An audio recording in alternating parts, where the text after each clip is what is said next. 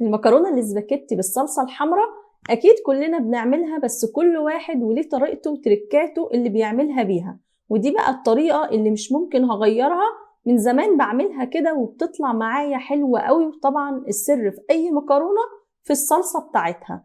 اول حاجه عشان نسلق المكرونه بتاعتنا هحط حله كده على النار واحط فيها الميه، وطبعا هنضيف معلقه كده كبيره من الملح مع اي مكرونه بنسلقها،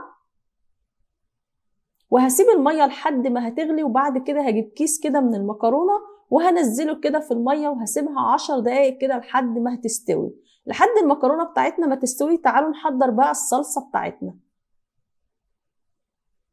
في حله تاني على النار بقى هحط معلقتين كده كبار من الزيت، وعليهم هحط بصلايه كده متوسطه هقطعها صغير بالشكل ده وهحمرها لحد ما تتحمر معايا. تعالوا بقى نحضر الطماطم بتاعتنا في الخلاط.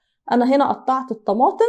انا بحب اضيف الفلفل والملح والشطه وكل حاجه انا عايزه اضيفها بحب اضيفها وفي الخلاط كده من وانا بضربها، ما بحبش اضيفها بعد كده. ده بيخليها بتبقى احلى وبتدوب، كل حاجه بتدوب مع بعضها.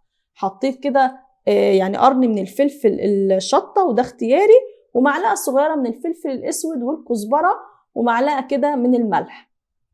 حابين تضيفوا اي حاجه ضيفوا براحتكم او اي توابل، انا بكتفي بدول كده بس. وبحط كوبايه من الميه عشان اضربها كده في الخلاط، والصلصه بتاعتي يعني تبقى لسه فيها نسبه ميه عشان لسه هتغلي معايا. البصله بتاعتنا اهي، اول ما هتصفر كده وتاخد اللون اللي انا عايزاه هبدا بعد كده اضيف الصلصه اللي احنا عملناها في الخلاط بالشكل ده اهو. هدي تقليبه بقى، طبعا احنا ضايفين الملح والحاجات بتاعتنا كلها، ما بحطش اكتر من كده. وهي بتدي بعد كده بتبقى بسيطه كده وحلوه، مش لازم نفضل نحط في بهارات وحاجات كتير. ادي المكرونه بتاعتنا استوت هصفيها، وادي الصلصه بعد ما سبتها تتسبك 10 دقايق هي كمان. خلاص كده تمام. هجيب بقى المكرونه وهنزلها على الصلصه. هنزل كل الكميه اللي عندي في الصلصه بالشكل ده. طبعا انا عامله كميه صلصه كتيره لان انا بحب المكرونه تكون فيها صلصه كتير. هضيف المكرونه في الحله بتاعت الصلصه وههدي النار وهسيبها بقى تاخد كده وتدي مع الصلصه كده عشان كل المكرونه تكون تشرب كده من الصلصه. مش عايزينها تبقى بس من بره كده الصلصه عليها، احنا عايزين المكرونه تتشرب من الصلصه. فههدي النار وهسيبها شويه.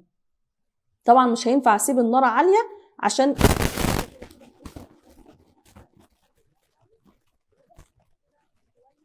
لحد ما تتشرب من الصلصه كلها. طبعا نسيت اقول لكم ان احنا بندوق الصلصه ونظبط الملح والطعم زي ما احنا حابين. كده المكرونه بتاعتنا خلصت. قدموها بقى جنب اي حاجه انتوا حابينها. ده شكلها. ده كان فيديو النهارده، يا رب يكون عجبكم. لو وصلتوا معايا بقى لاخر الفيديو ما تنسوش تحطوا لايك، ولو انتوا مش مشتركين يبقى لازم تشتركوا في القناه عشان تتابعوا كل الوصفات. باي باي.